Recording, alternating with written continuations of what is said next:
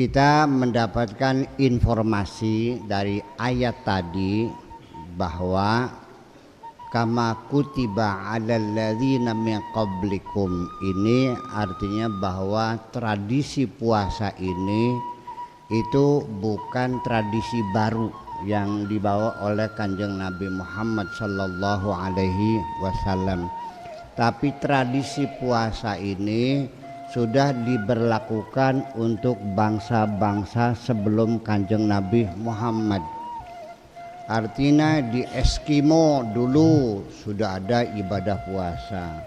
Di Amerika suku Indian ya puasa, di Afrika, termasuk di tanah Jawa juga sama. Sebelum Islam masuk kita sudah mengenal tradisi puasa, betul nggak? Seperti apa sih? Nah dulu sebelum Islam masuk, para petani itu kalau sedang musim gangguan hama itu, apakah wereng, apa sundep, apa sekarang ada lagi penyakit baru ya, kelowor ya, kelowor, tikus, macam-macam lah. Ada April, ada kelowor, ada sundep, ada keong emas ya, tikus. Nah dulu orang tuh kalau menghadapi tanam padi dan banyak penyakitnya, puasanya namanya sedawuh. Muasani tikus sambil aja mangani parine sampean, namanya itu puasa sedawuh. Jadi supaya tikusnya nggak doyan gitu, supaya keong racunnya itu keong racun keong emas ya tidak makani padi kita. Puasa hanya saja puasanya itu sampai jam 10. Kalau 10 makan jam 10 ya, jadi nggak boleh sarapan. Terus ada lagi puasa namanya puasa ngemat. Nah puasa ngemat tuh dulu tuh bukannya itu bukan maghrib, tapi sekitar jam 3 asar lah puasa ngemat. Dan bahkan setelah masuk Islam ke sini, puasa ngemat itu puasanya sampai asar, tapi yang dibaca ayat-ayat Al-Qur'an. Umpamanya ada pemuda kita ini jatuh cinta sama cewek di sini, cintanya ditolak. Kalau cinta ditolak dukun nah itu dia, puasanya itu sampai asar. Yang dibaca itu ayat-ayat Al-Qur'an seperti law anal qur'ana suyirat bihil jibalu au kullima bil mauta dan sebagainya. Atau juga idz qala yusufu li abihi ya abati inni ra'aitu ahada asyara kawkaba wasyamsa wal qamara ra'aituhum li, baca ping sewu ya, sewu qabil tuh ya. Terus ada lagi di surat Yusuf juga, memang surat Yusuf ini surat cinta sih, surat cinta ini, percintaan yang luar biasa. Yaitu falamma ra'ainahu akbarnahu wa qata'na aydiyahunna wa qulna hasya lillahi ma hadza basyara in hadza illa malakun karim. Diwaca ping 2500. Nah kalau sudah itu nggak mempan, nah pati geni sampai maghrib nggak makan sampai subuh. Nah kalau nggak mempan juga ngebleng telung dina telung bengi. Iya, iya namanya ngebleng atau namanya apa kalau di sini tuh mati geni ya, mati geni seperti geni. Itu berbagai macam tradisi puasa aneka ragam. Ada lagi puasa untuk kecantikan, ada namanya diet ya. Nah itu, ya. Jadi orang perempuan itu kan sangat memperhatikan sekali kecantikan, sangat memperhatikan kecantikan. Nah ini nggak tahulah karena mungkin anatomi perempuan berbeda. Jadi perempuan itu kalau makannya kebanyakan itu gemuk biasanya. Nah, orang perempuan kalau sudah gemuk, cantiknya hilang, Bu. Iya. Bakal melaku kayak uwur-uwur, riab kan enggak. Nah, kalau sudah begitu, segera puasa, namanya diet. Itu. Kemudian ada lagi puasa yang jenisnya tidak makan yang bernyawa. Ya kan? Kalau puasa Ramadan memakan, ini puasa tidak makan yang bernyawa. Sampai ada lagi puasa kesaktian. Nah, ingin bisa terbang, ingin bisa lipat bumi gitu. Kira-kira Jakarta Surabaya sekejap mata gitu. Nah, puasanya itu mutih biasanya. Yaitu hanya makan nasi putih sama air putih, tidak boleh makan apa-apa.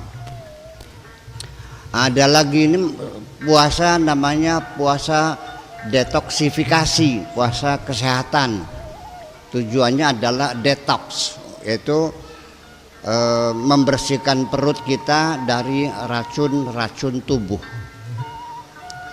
Jadi artinya bahwa kita ini setiap hari makan, setiap hari perut kita menggiling makanan-makanan. Nah, itu makanan yang dicerna dalam perut itu meninggalkan sisa-sisa. Nah, nantinya disebutnya dengan racun tubuh. Nah, itu namanya racun tubuh. Jadi bukan dari luar tapi dari dalam tubuh kita sendiri. Nah, juga dianjurkan suruh puasa. Namanya puasa detoksifikasi. Ada lagi puasa dengan tujuan untuk mencegah terjadinya infeksi. Karena tubuh kita ini ketika dioperasi Bu ya, jangan dikoperasi ya, dioperasi. Dioperasi itu dibelek gitu, biasanya operasi sesar atau juga operasi segala macam. Itu setiap ada luka itu hematopoietik pluripoten yang ada di dalam sumsum ini itu memproduksi leukosit lebih banyak untuk menyerang virus-virus, bakteri-bakteri yang masuk melalui luka itu yang menyebabkan nantinya infeksi. Infeksi itu terjadinya perkelahian, pertempuran antara bakteri, kuman-kuman, mikroba dan sebagainya dengan leukosit. Leukosit itu namanya sel darah putih. Nah, infeksi ini bisa sampai menimbulkan kematian. Jangan sembarangan. Nah, makanya untuk orang yang akan dioperasi itu selalu oleh dokter disuruh puasa. Betul enggak? Nah, itu kenapa? Supaya leukositnya siap tempur gitu. Nah, itulah makanya berbagai macam tujuan puasa itu bermacam-macam. Tujuan untuk kecantikan, untuk kesehatan, untuk ngemat, untuk segala macam lah, lancar rezeki ya. Itu semuanya mangga. Tradisi-tradisi itu mangga. Barangkali di sini wong tersana ada ancaman serangan tikus, ya cobalah sedawuh. Ya. Tapi ini bukan puasa Ramadan, lain rasanya ya. Ya artinya ditahan perut kita, pagi jangan sarapan, nanti jam 9 ya atau jam 10 boleh makan gitu. Nah, itu boleh silakan, itu tradisi kita berdoa kepada Allah dengan mengurangi makanan kita ini juga sama. Itu mendukung terkabulnya doa kita. Percaya nggak? Bahkan menjadi tradisi lagi, banyak orang tua dulu, sekarang udah nggak ada. Dulu itu banyak orang tua yang puasa untuk mendoakan anak-anaknya. Nah, ini yang hilang. Tradisi lama sudah hilang. Sedawuh udah nggak ada, ya kan? Kemudian puasa sampai asar udah nggak ada. Puasa kesehatan udah jarang terjadi. Ya, sekarang orang perempuan cuek aja, segitu gemuk kayak drum kah, beriap-beriap kah, dikeramisin kah? Iya, mau mahangan, iya. Itu nama sebab bagaimanapun Kalau orang itu badannya kegemukan, namanya apa? Obesitas. Perlu ibu-ibu ketahui bahwa obesitas itu dulu dianggapnya gejala. Gejala. Karena gejala itu apa? Ya gejala. Ada sesuatu penyakit gejala seperti itu. Seperti sakit kepala. Sakit kepala itu bukan sakit sebetulnya, itu gejala. Terinfeksi, kepala sakit, betul enggak? Terlambat makan, kepala sakit juga. Salah makan, kepala juga. Kurang duit juga sama. Itu jadi sakit kepala itu bukan gejala. Jadi kalau sakit duitnya karena penyakit kanker kantong kering, lah itu obatnya duit. Iya. Ya istri ini aku kalau istrinya muring-muring tuh mumet pegagin pengen duit ngakeh. Bar sogan. Iya, jangan dikasih aspirin. Itu gejala. Nah, jadi sakit yang ada di kepala itu bukan penyakit tapi gejala. Oke. Nah, dulu obesitas itu dianggapnya gejala. Tetapi sekarang sudah masuk dalam daftar penyakit. Dalam patologi bahwa obesitas sudah disebut penyakit. Karena dengan obesitas ini banyak sekali pengaruhnya.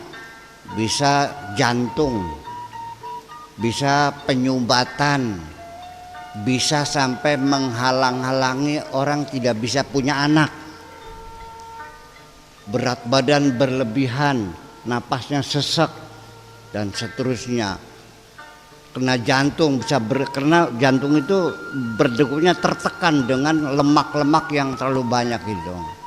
Nah, ini semuanya adalah puasa-puasa sebelum Islam itu sudah ada, sekarang masih berlangsung. Jangan dibid'ahkan, jangan dimurtadkan. Itu tradisi yang baik, silakan masalah. Tetap kita berdoa kepada Allah Subhanahu wa taala.